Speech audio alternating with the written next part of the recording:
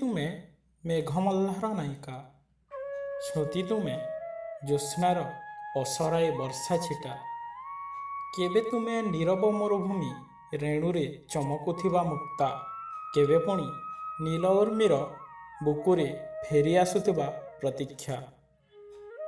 ତୁମେ ଦୁଷ୍ଟ ପ୍ରଜାପତିର ମଧୁପ କଳିକା, ତୁମେ ସବୁଜ ବିଲର ସୁମଧୁର ଗୀତିକା।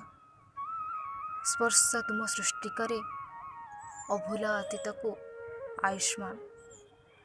ଅଭିଶାପଗ୍ରସ୍ତ ପଥର ବି ହୋଇଯାଏ ଚକ୍ଷୁଷ୍ମାନ। ତୁମେ କିପରି ସ୍ମୃତି ଭୁଲିଲେ ବି ହୁଏନି ଭୁଲି, ନୀରବତା ଭଙ୍ଗ କରି ଫେରିଯାଅ ସାତ ଦରିଆ ପାରି।